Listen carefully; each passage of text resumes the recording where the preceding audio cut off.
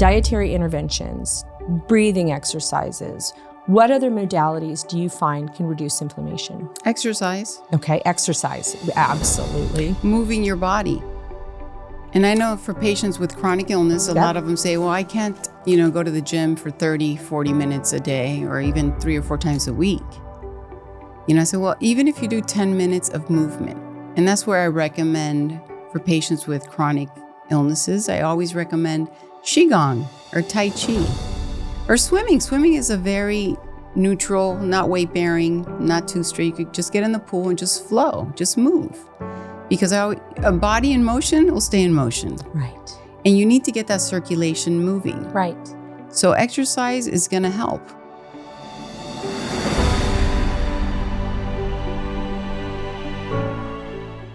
Welcome to the Hope and Help podcast, where we talk about science and science-based tools for fatigue and chronic illness. I am Haylie Pomroy, the #1 New York Times bestselling author of The Fast Metabolism Diet and the former assistant director of the Integrative Medicine program at the Institute for Neuro-Immune Medicine. I say former because, you guys, I am a lifelong learner, just like you all, and I have actually decided to go back and get my PhD in neuroimmunology. I stayed at the Institute for it because there is no other place in the world that has a grouping of the most brilliant researchers, scientists, and practitioners. And so, of course, today we're talking about a very hot topic, and that is inflammation. So what did I do? I grabbed one of our leading docs in our clinic, Dr. Jacqueline Junco, and she's going to join me today, and we are going to talk about what is inflammation? What do you do about inflammation? How does it impact the body?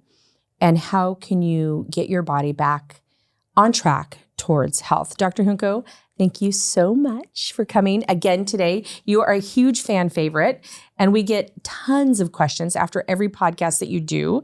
And so you tackling inflammation was a big one for our community.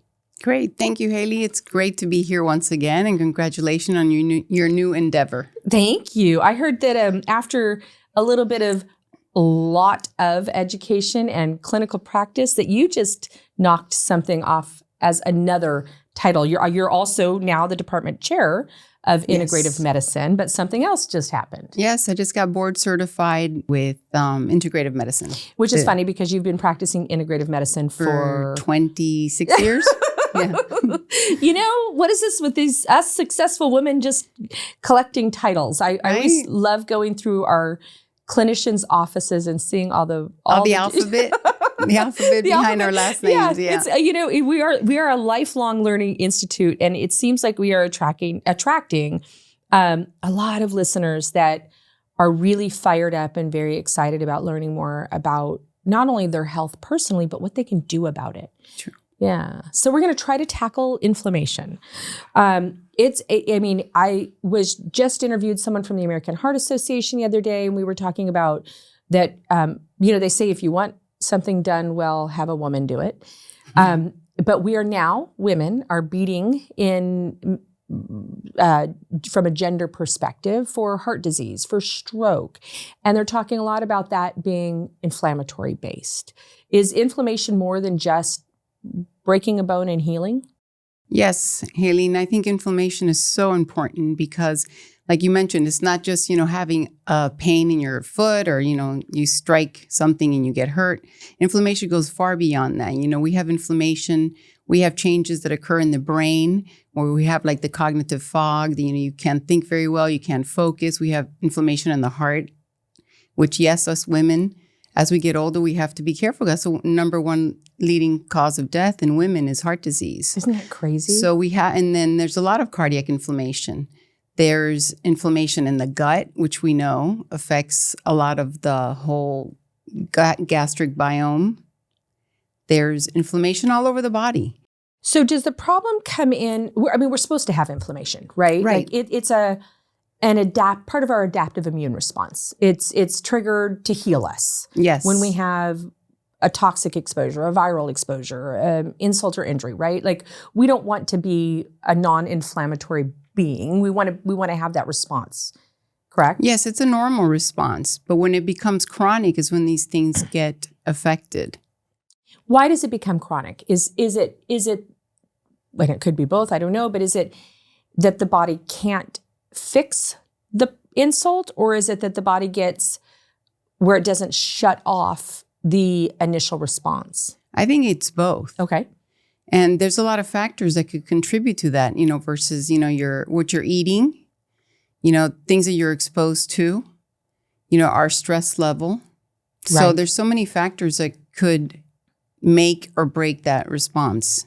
So we're supposed to have an inflammatory response to an insult or injury or virus or bacteria or whatever it is. We call it in our community like a hormetic event, something that we're supposed to adapt to, a change, right? And then is our body supposed to self-soothe, like supposed to re-regulate at some point? It's supposed to, but the majority of cases, it really doesn't. Because, we live in such a fight or flight environment, and our bodies are so induced to so many different toxins out there. Just, your cell phone emits EMF that causes inflammation. There's so many things, the pollutants in the air, mold exposure, so many things that are out there that hinder your body to do what it needs to do. I think it's interesting that you brought up environmental medicine pretty darn fast. You brought up two things so far, and I'll get to the other one, which is, I know, impacting everybody. But so is environmental medicine. I think sometimes think we're living in a little bubble or something. We forget that we engage with our environment. And so we call it, at the Institute, we call it environmental medicine, right? Looking at what type of approaches can we help heal the body when it has had an insult from the outside environment, right? Right. And I think that's why it's important. And we do take, when we first see a patient, part of our history, which takes a while, is doing a very thorough environmental history, what they were exposed to as children, what they were exposed to as adults, what kind of diet do they eat, where they source their water from, if their house, how old their house is, what kind of walls they have, if they have carpet, if they have pets. There's so many things that cause so much, where they work, how old is the building. Hi, it's Haylie Pomroy, your host. Did you know that the world's largest single environmental health risk is air pollution? That's right. We are being bombarded by toxins every single day because they are in the very air we breathe. But don't worry, there is hope. Whether you are dealing with fatigue, mast cell activation, an autoimmune disorder, long COVID, viral reactivation, inflammation, anxiety or depression, all of it can feel overwhelming. I know firsthand what it feels like to fight to find real impactful solutions to your health struggles. I have been where you are.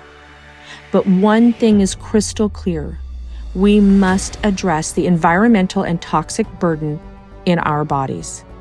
Let me help you do that.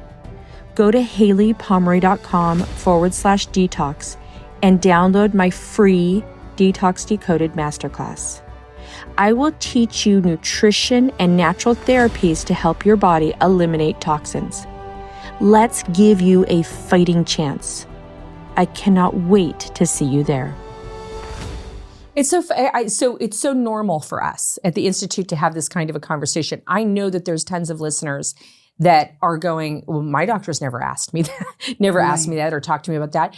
But I'm going to share something that just happened to me because I've been 30 years now practicing in the nutrition space. I'm so indoctrinated. My kids are so indoctrinated. My daughter just landed in the hospital. And it was so interesting to me to watch this 22-year-old articulate kind of her health history and what had happened. And she said, well, I was in the back of the truck and I was pulling out this moldy hay that it had rained and snowed in Colorado. We were now in Arizona.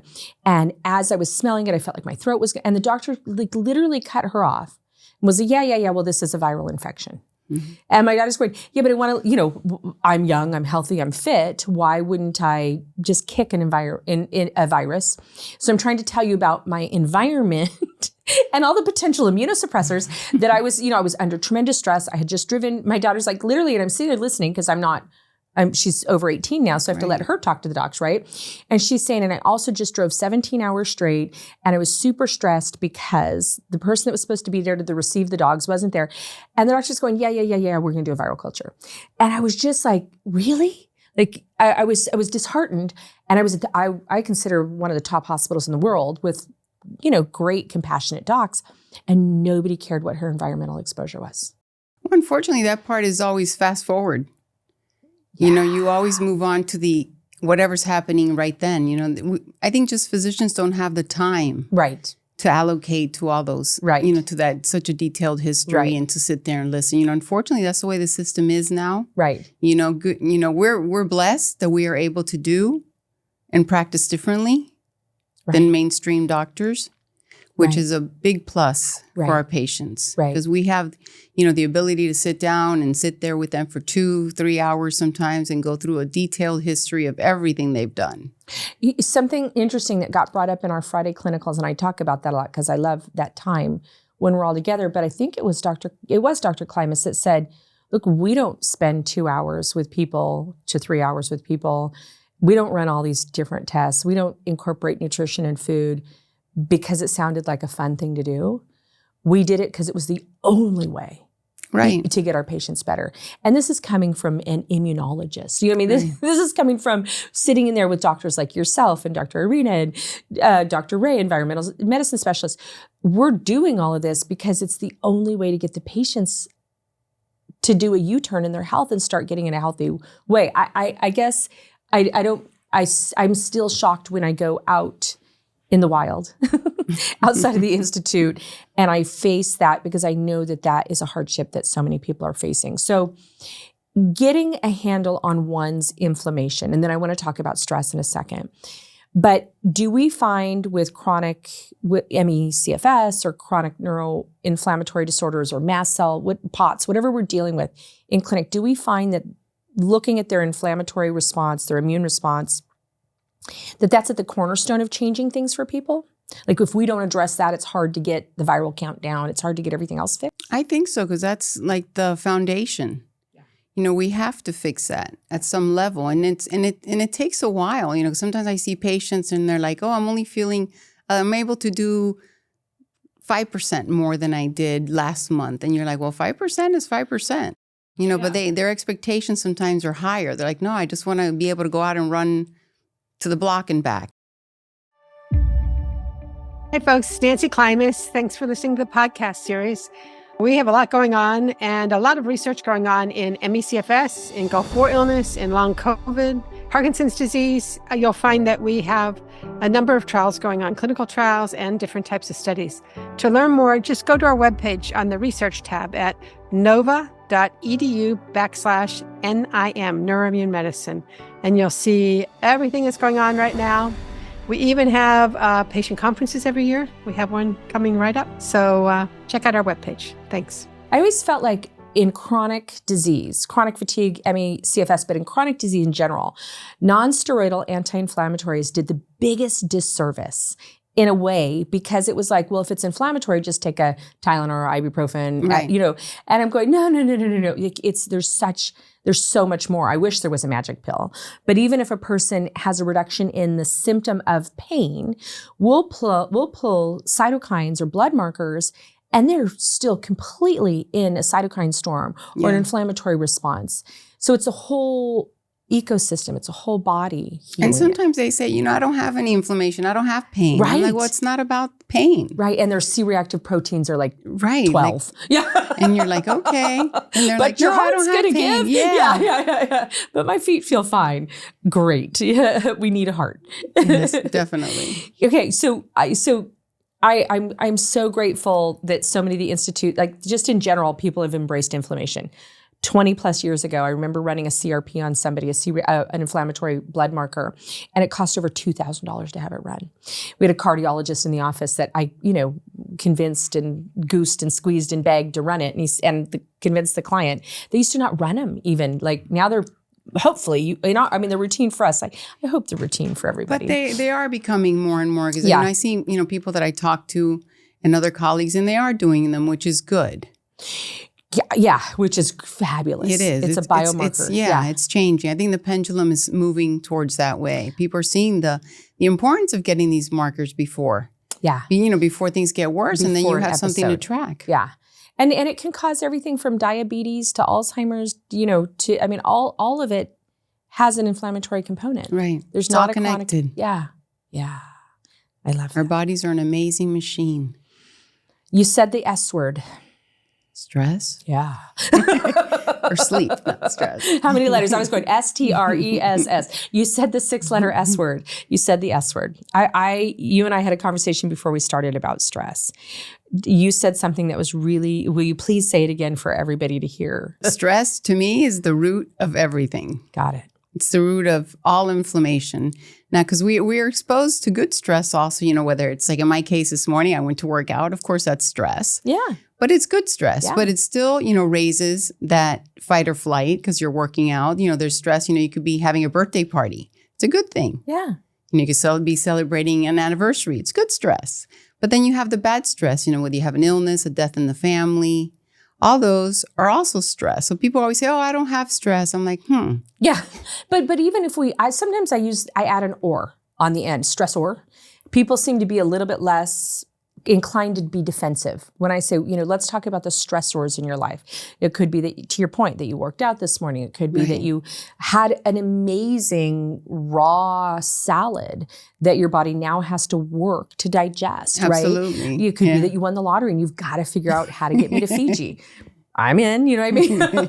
but those stressors is our body's ability to adapt. So a lot of times, and I just heard this again, which was your stress resilience, right? Because sometimes as a practitioner, we can't go in and excise the stress from your life, right? We can't go in and say, I'm going to get rid of the fact that you're going through a divorce or that you lost your father or that your work environment is very toxic, right? We can't do that.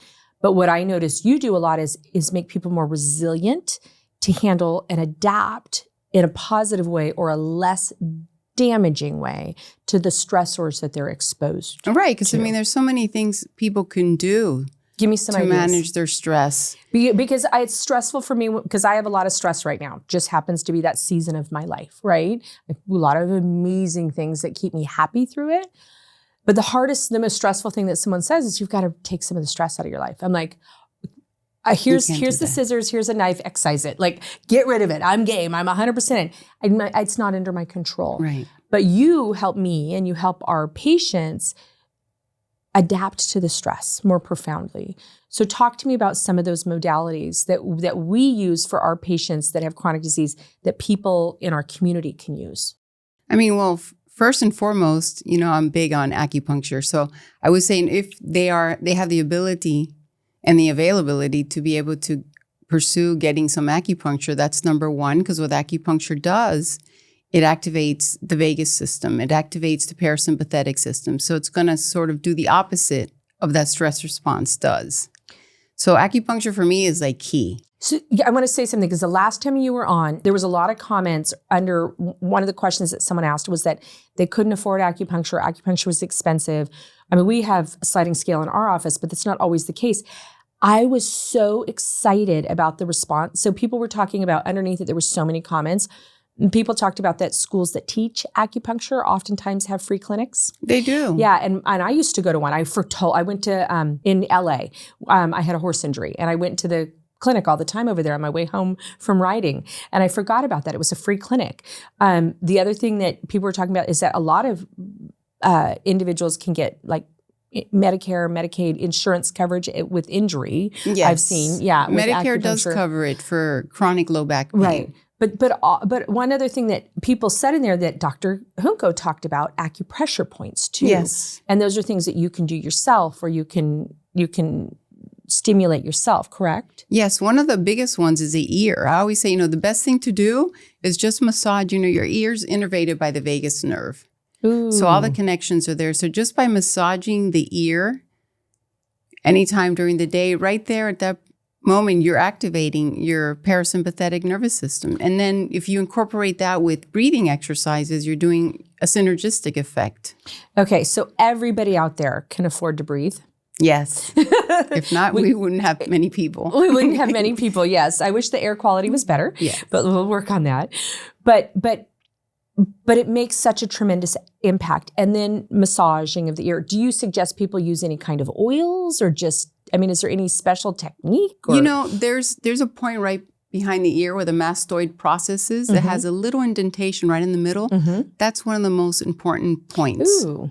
And then sometimes people like to massage it with lavender oil. You could put a little bit of lavender essential oil. Now, the way the essential oils, it's like everything. It's like supplements. You have to be careful. Yeah. Because there's no FDA, there's no Regulatory test. board. Right. So you have you to can be. make your own. Yes, you can make your own. And you'll know it's safe. Yes. It doesn't have any fillers and any other stuff. So you have to be very careful what kind of oils you get.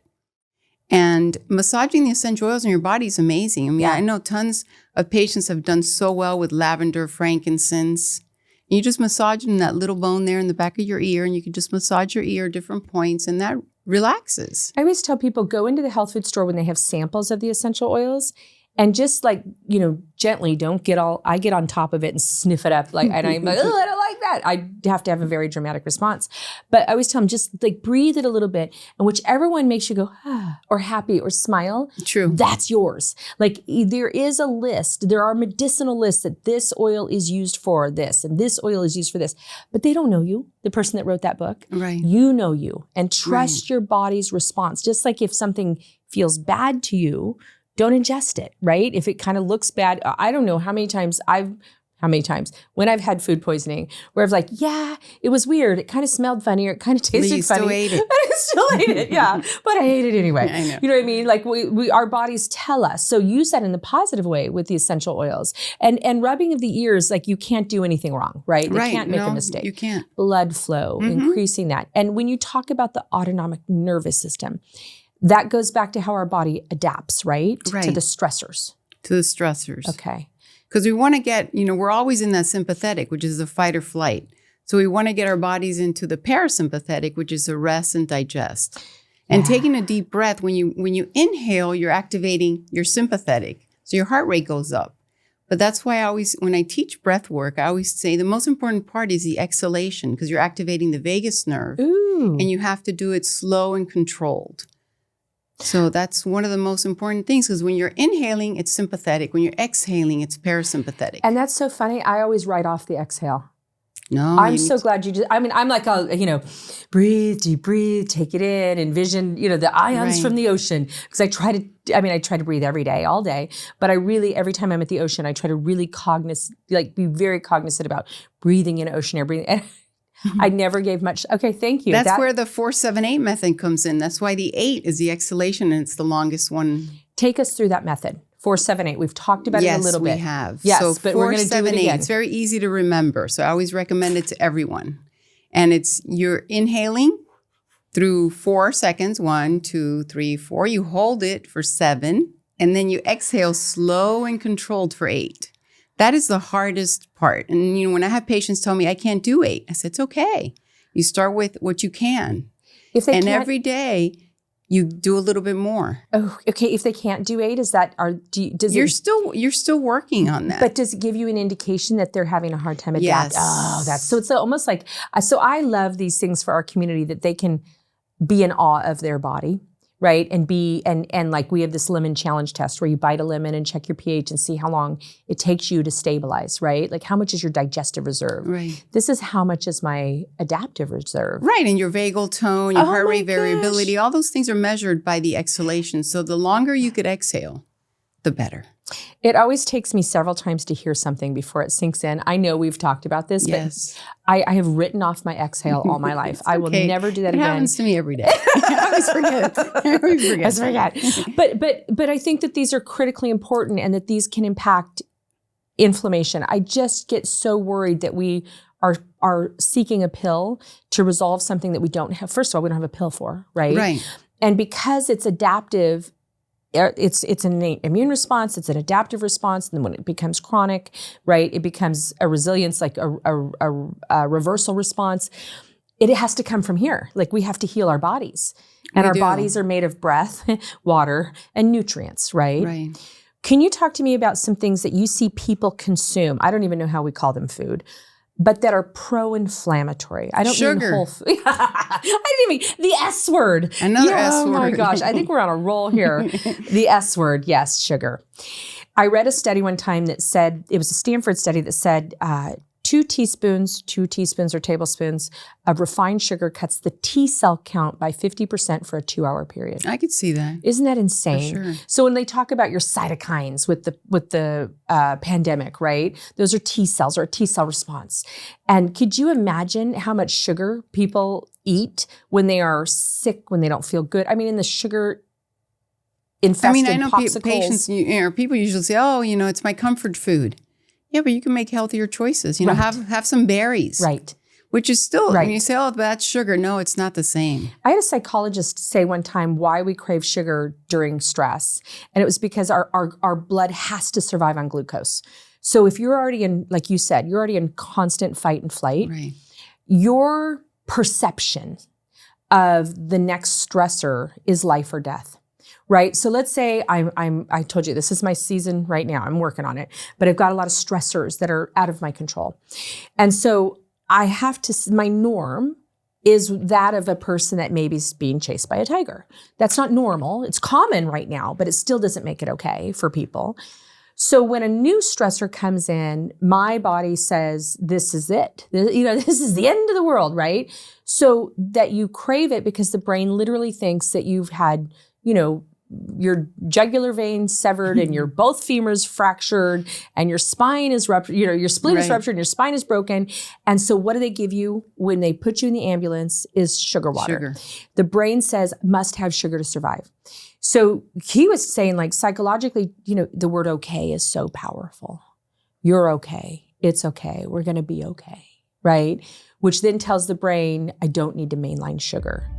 My name is Jimmy Orocho. I am a veteran of the 1990-1991 Persian Gulf War, Desert Shield, Desert Storm. I work for Dr. Nancy Klimas at the Institute for Neuro-Immune Medicine in Nova Southeastern University. We are in Davie, Florida. We are Gulf War illness clinical researchers in the need for research participants. By participating, you will help yourself and your fellow veterans, contributing to the discovery of the cause of Gulf War illness and how to best treat the illness. Our telephone number, 954-262-2870. Our email, QuickTick, Golf Whiskey India Charlie Tango India Charlie @nova.edu. We do also decentralized clinical trials. That means that you may be able to participate in this research from your hometown. Thank you very much. So our second S word is sugar. The frustrating thing is that it is hidden in so many processed foods. It is. And that's why I always say, it's important to read labels, because it's not only the sugars, it's all that stuff that's put in there. Yeah. All those additives, those colors. I always say, if it has more than 2 or 3 ingredients, don't buy it. Right. Because everything else with a letter or a number, it's not going to be good for you. Yeah, it's not food. It's not food. No, it didn't come from the plant. Yeah, right. It's not food. I was saying the other day, you walk into it's not the health food store, the grocery store, and there's a healthy food section. More than half of those are not really healthy. For sure. But what are they admitting the whole rest of the store is? Unhealthy? Yeah. Yeah, I know. It's just a shame. It is. But that's when we talk about combating, whether it's coronavirus or Epstein-Barr virus, like our patient population or one of the herpes virus strains or Lyme disease, right? Those are things that we can identify medically that they're combating, but they're actually combating the grocery store. Yeah. Yeah. And every restaurant you go to. Yes, because you don't know what they're putting in that meal. I went to an organic food store restaurant the other day. And 2 things happened. I'm allergic to red and blue dye, and I will rash out. It's quite hideous. And I don't care where I'm at. I always have them check the ingredients. And so I never order paprika. And I said, it's just paprika. And I said, can you go check? And the person came out, and his paprika had red dye in it. Oh. Then they were serving blue corn chips. And they said, no, we make the corn chips here ourselves. I said, because these are ones that people don't even think about, but I have had to all my life. And I said, can you please just check the ingredient? And they were tortillas. They did make their own corn chips. It was really cool. And a really expensive fancy oil and really expensive machinery. It had blue dye in it. Huh. Yeah. So if you wouldn't have checked, you would have reacted. Yeah. Well, I do react. That's why I check. Okay. You know what I'm saying though? But it was a really cool restaurant that I was spending a lot of money to go eat at. Yeah. So imagine. Okay, so sugar and additives and preservatives, those are pro-inflammatory. Right. They can be the cause of heart disease. Like Heart disease, insulin resistance, diabetes, PCOS, menopause symptoms. all those. Yeah. It's a hormone disruptor. We have a lot of women that are going through really traumatic menopause episodes, and we get the inflammation down, and there's just like... It's amazing what you could do just with nutrition. Yeah. Just say that one more time. It's true. People don't like to hear it, though. They're like, yeah, but, can I still have a little bit? It's hard. It is. But adaptive, making, rub your ears before you have a margarita. Right. There you go. Maybe you won't drink the whole thing. Yeah. And then while you in between drinks, have 4, 7, 8 of your breath rhythm. I love that. We should all do that at the bar. And go out barefoot. Okay, grounding. Talk to me about that. Earthing. Grounding. Well, earthing is great. And I call it vitamin G because we need that grounding effect. And when people ask me, but why? And I don't know if you've seen that show that's on the Earthling documentary. It talks about grounding. Nice. And he mentioned something which was very interesting. In the 50s, when sneakers were made with a rubber, back before that, shoes were mostly leather. Yeah. So we were still getting the electron flow from the earth up into our feet. Oh, wow. But the rubber is an interference to the electrons. So when the sneakers came into play, everybody wears rubber shoes now. So we don't get that electron transfer, which is what we need. We need the electrons from the earth. Our bodies, our cells, everything communicates. ATP has a positive charge. Everything has positive and negative. So we need that negative ions to be transmitted from the ground into our feet. So you just... Or into our bodies. Into our bodies, yeah. Wow. Okay, so taking your feet off, taking your shoes off, getting onto the ground. Something that you said that was interesting, because I was having a conversation about, breathing at the ocean, how we engage with our environment. And they were like, I just think we're a being within ourselves that has an entity. And yes, we have our own bacterial culture. And then I said, then how come gravity impacts you? How come you just don't float off the earth? Right? Because you actually engage with a gravitational pull. Every cell in your body engages. Wow. So I find it fascinating because I've had a lot of people that have tried, they even if because people, I live in a building, what do I do? I said, well, you could get a grounding mat that's better than nothing. Right. But you could just, go drive to the beach, drive to a park. And I know it's sometimes scary because you say, well, the parks, they could be sprayed with pesticides. But you have to pick. Right. Just to be out there in nature, I always recommend going out in the morning. Right. Going out in the morning, getting some sunlight, go barefoot. If you have a backyard, go barefoot. Even if it's for 10, 15 minutes, that's all you need. Right. If you go to the beach, even better. Yeah, even better. Yeah, it's even better. You get the salt, mountains. The water, or the mountains. Yeah. I love that. I absolutely love that. Oh my gosh, that's fabulous. What about hydration? Do we need to stay hydrated? Does Diet Coke count? No. No. It counts. It counts towards inflammation. Thank you. It absolutely counts. It's one of my top 10s for pro-inflammatory foods. Yes, for sure. Yeah. But I think water's critical. Now, a lot of times, people ask, what kind of water should I drink?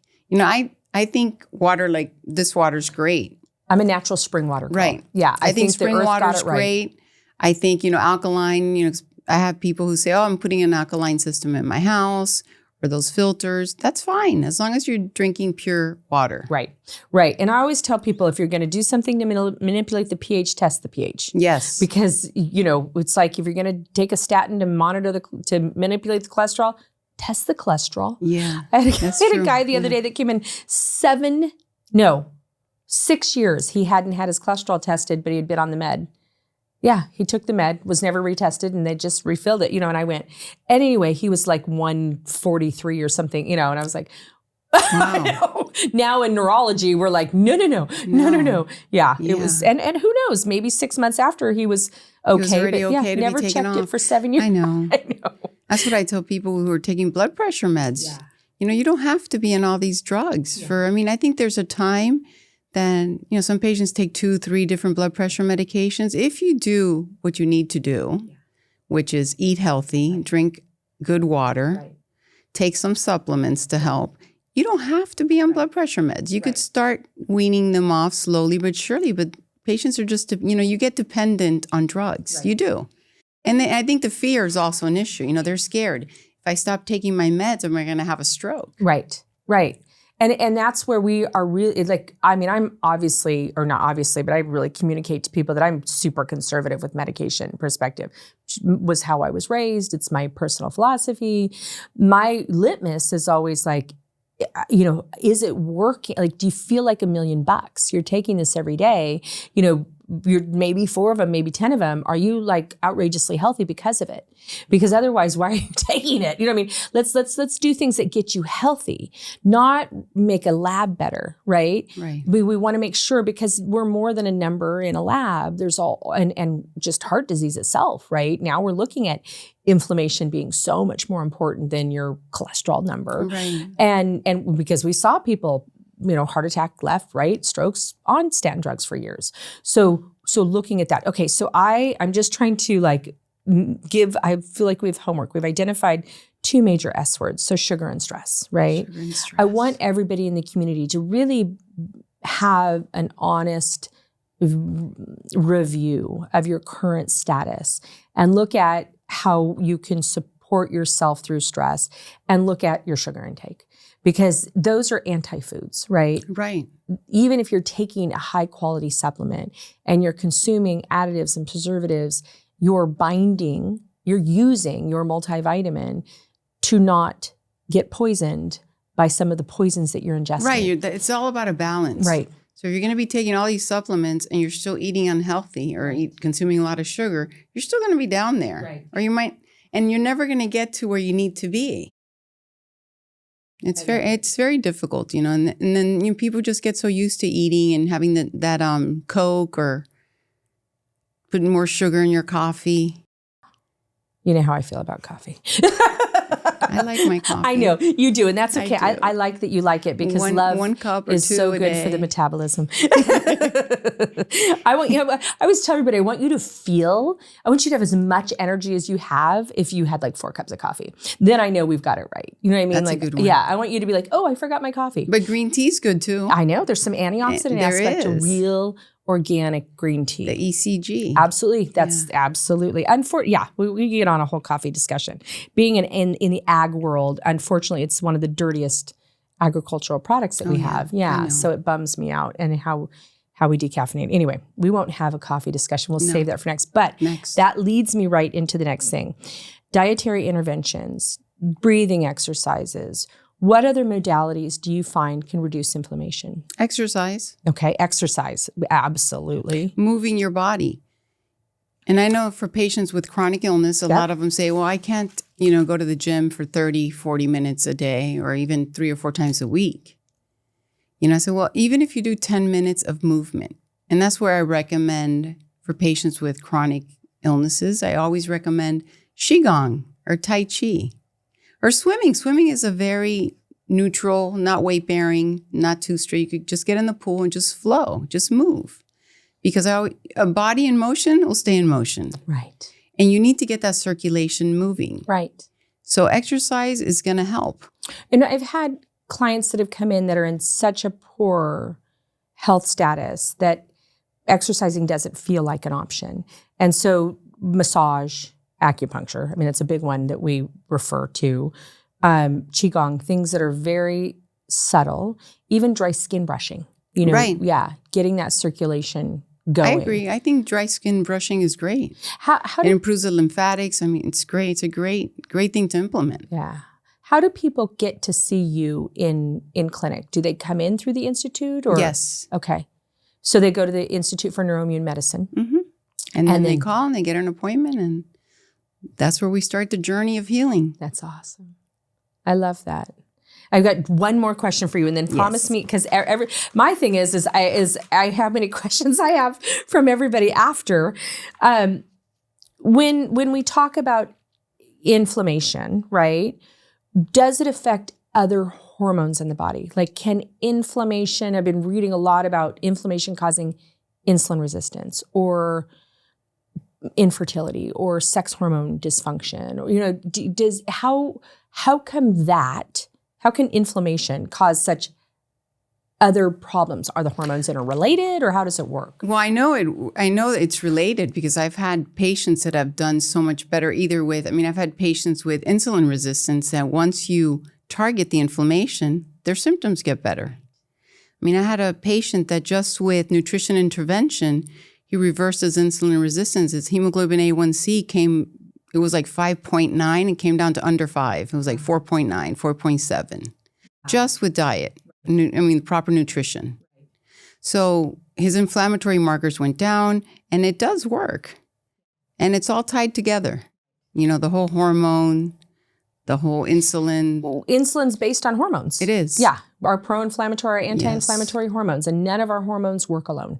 That we've, in the fertility space, when docs would refer people to us that didn't stimulate well. They were on a prostaglandin modifier, a gonadotrophin, something to get them to ovulate, and they didn't stimulate well. The first thing that they would do would, shift them over to us. We'd put them on an anti-inflammatory protocol. They'd go back into what they call stimulator stim, and they would be like, "Woohoo! We got amazing. We got a basket of eggs." Yeah, they were so happy. I've treated a lot of patients with infertility. Yeah, and as soon as you start targeting the inflammation, they get pregnant. Yeah. With the help, obviously, sometimes they do need the IUI or the IVF. Yeah, for sure. But just the combination of using acupuncture, meditation, nutritional intervention, it's all about that stress and that inflammation. And they have the babies. If someone were to say, like, I would love to just think about one herb and one food, because we're gonna all rub our ears. We're all going to breathe for We're all going to go out barefoot. We're all getting barefoot. And run around. Barefoot and run around. And he's like, they must see Dr. Jackie. They must see Dr. Jackie.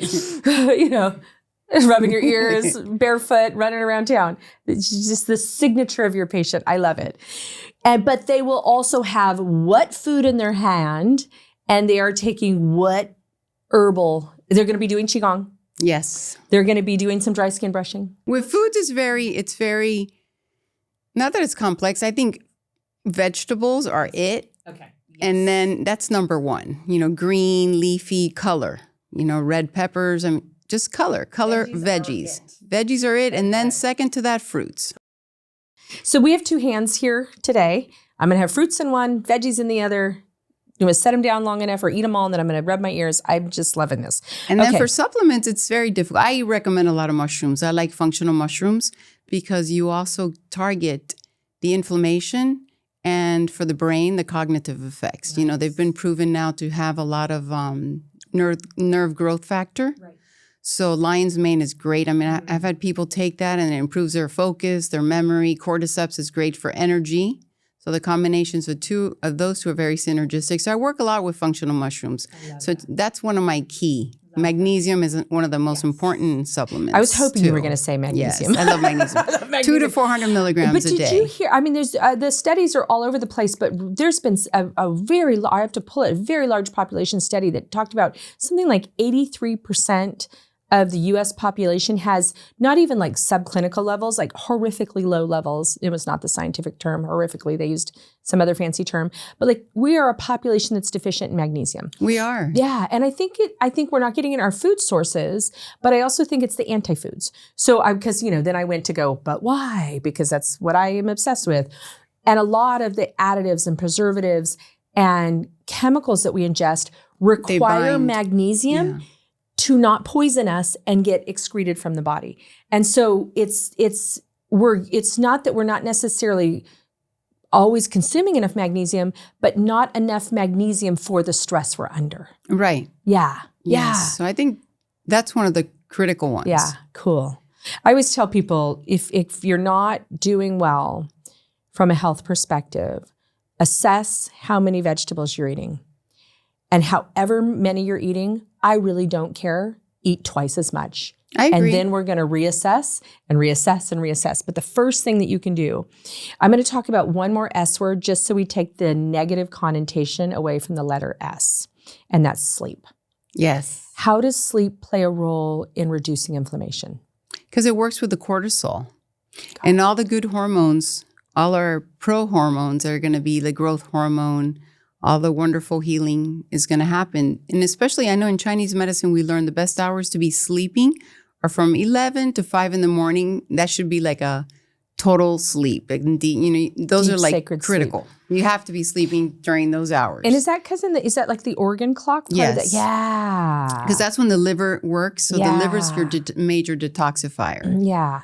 So everything happens during that period of 6 hours. We interviewed a neuropsychologist the other day, and she was saying that there are thousands of metabolic processes that will not happen unless you are in deep sleep.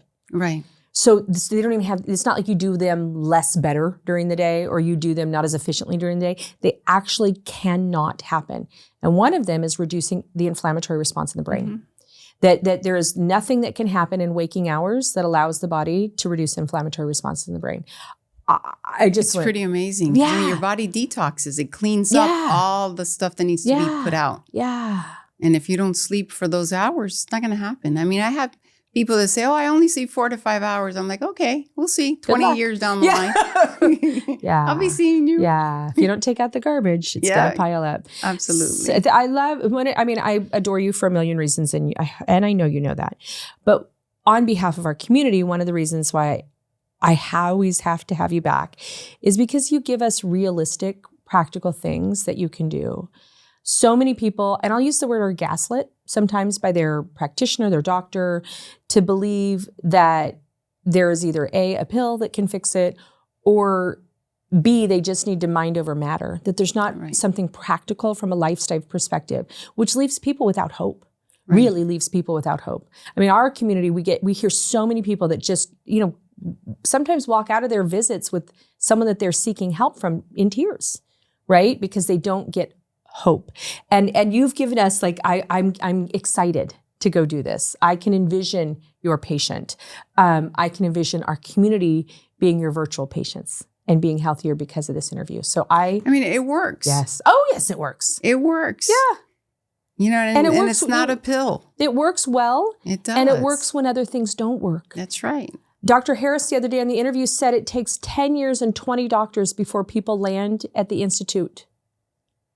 I can see without that. resolution. Right. And then they come and they're like hopeless. Yeah. And that's where they need us. Yeah. I can't thank you enough. Oh.